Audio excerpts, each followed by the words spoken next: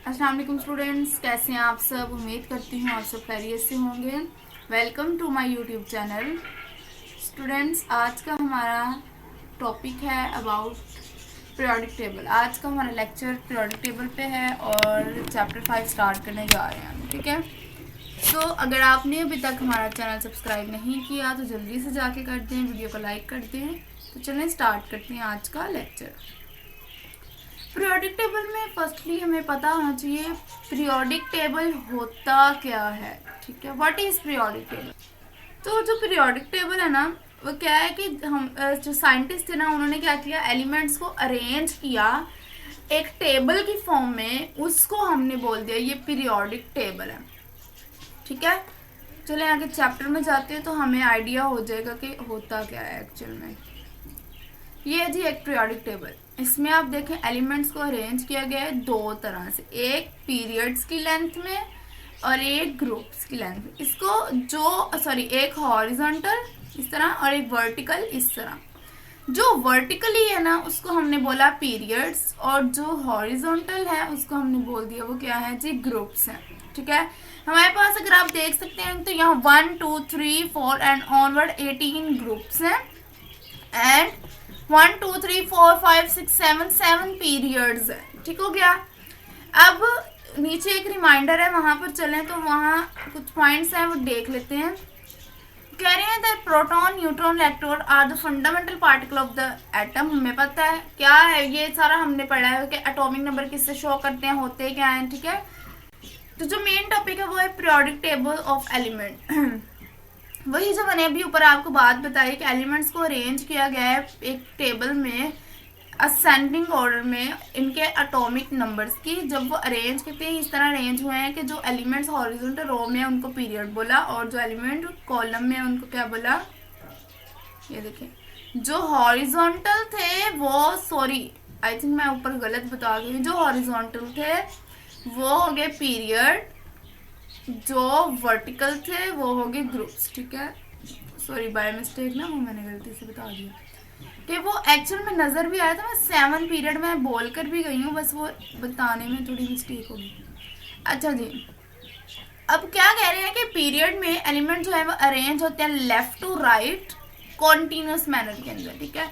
मेरे पास 7 पीरियड है पीरियोडिक टेबल के। फर्स्ट पीरियड को हम बोलते हैं शॉर्ट पीरियड, क्योंकि इसमें दो ही एलिमेंट होते हैं, हाइड्रोजन एंड हीलियम, ठीक है।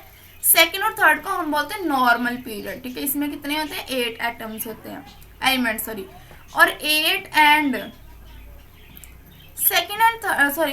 Element of second period are lithium, barium, boron, carbon, nitrogen, oxygen, fluorine and neon, ठीक है। ये 8 element of third period are sodium, oxygen, fluorine and neon. 8 element of third period are sodium, magnesium, aluminium, silicon, phosphorus, sulphur, chlorine and argon. Fourth and fifth period are का long period and each have 18 element. कितने elements होते हैं उनमें, 18 elements होते हैं, ठीक हो गया। फिर है उसके बाद नेक्स्ट, अब वो कह रहे हैं कि 6 और 7 जो पीरियड होते हैं वो वेरी लॉन्ग पीरियड्स होते हैं। क्या होते हैं जी, वो वेरी लॉन्ग पीरियड्स, ठीक है। और इसमें कितने एलिमेंट्स होते हैं, 32 एलिमेंट्स होते हैं। ये देख लें आप, यहाँ पर अरेंजमेंट दिया कि फर्स्ट शॉर्ट पीरियड होता है, इसमें 2 नंबर ऑफ इलेक्ट्रॉन होते हैं और ये 1 to 2 अरेंज करते हैं। सेकंड में नॉर्मल पीरियड होता है, इसमें 8 इलेक्ट्रॉन होते हैं। थर्ड नॉर्मल पीरियड है, इसमें भी 8 होते हैं। 4 एंड 5 लॉन्ग पीरियड है, इसमें 18 होते हैं। 6 एंड 7 वेरी लॉन्ग पीरियड होते हैं, ठीक है। और इनमें सीरीज भी आ जाती है।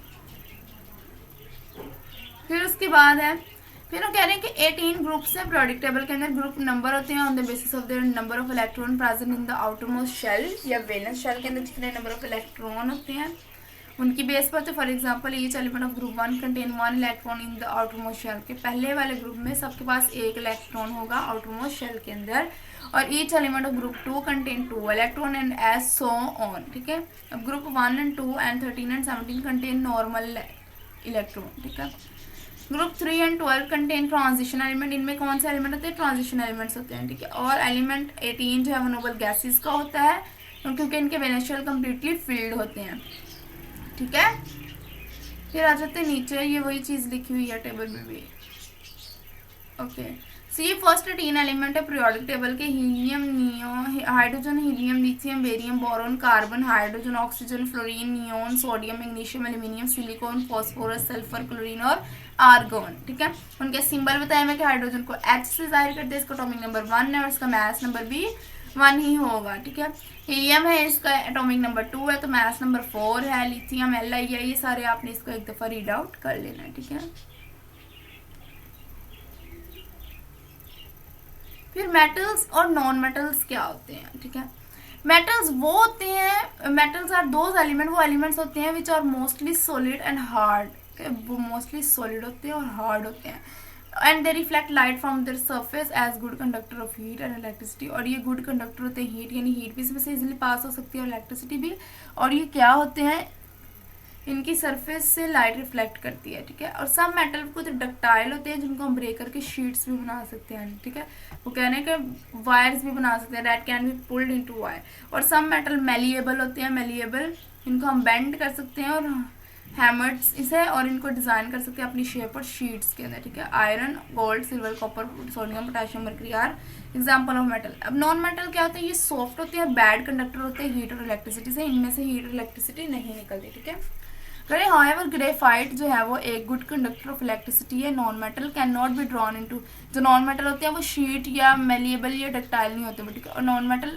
ब्रोमीन के अलावा सब एग्जिस्ट करते हैं। जो नॉन मेटल एक्सेप्ट ब्रोमीन है वो एग्जिस्ट करते हैं सॉलिड में एंड गैसियस स्टेट में। जो ब्रोमीन है वो एक लिक्विड नॉन मेटल है। ठीक है, एग्जाम्पल है कार्बन आ जाती है, sulphur, chlorine, bromine, hydrogen, oxygen and nitrogen इसकी एग्जाम्पल है। फिर है जी physical and use of properties and use of metal. क्या है इनकी प्रॉपर्टीज, पहले है कि स्टेट क्या होती है, most of the metal are found in solid state at room temperature, mercury is the metal which exist in liquid state and is filled in the bulbs of thermometer, ये thermometer के bulb में use होती है। ठीक है, mercury जो कि liquid state में होती है। फिर हार्डनेस इनकी होती है कि जनरली मेटल हार्ड सॉलिड होती है, due to this property iron is use to make steel, railway tracks and ships ETC।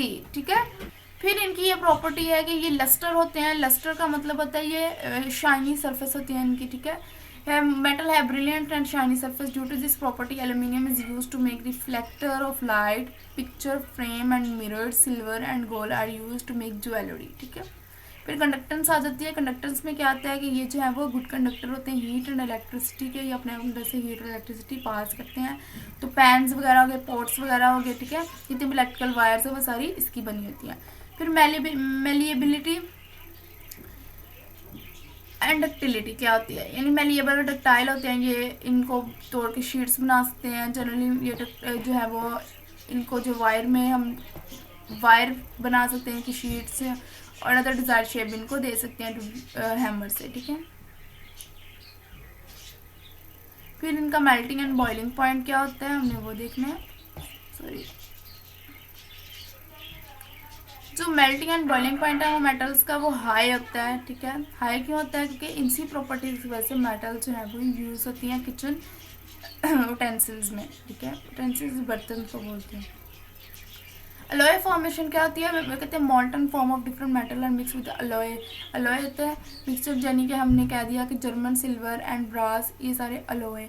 ठीक है, इनके साथ हम मिक्स करवाते हैं। अलॉय जो है वो कोलिजन रेजिस्टेंस होती है, having high strength and better thermal property. ठीक है, हम चांदी का बर्तन जिनको बोलते हैं ना वो बनते हैं। German silver is an alloy of copper, zinc and निकल। ठीक है, ये जर्मन जो होता है सिल्वर वो इसका अलॉय होता है, it is use to make jewellery and decorative object. जो ब्रास है वो अलॉय होता है कॉपर और जिंक का, ये यूज होता है पाइप, नोजल्स और ज्वेलरी बनाने के लिए। ठीक हो गया, इसके बाद ये मेटल इसमें भी यूज होता है। सो ये था आज का हमारा lecture about physical properties of the metals, periodic table. ठीक है, मेटल नॉन मेटल क्या होते हैं। आई होप आपको आज के लेक्चर की समझ आ गई होगी।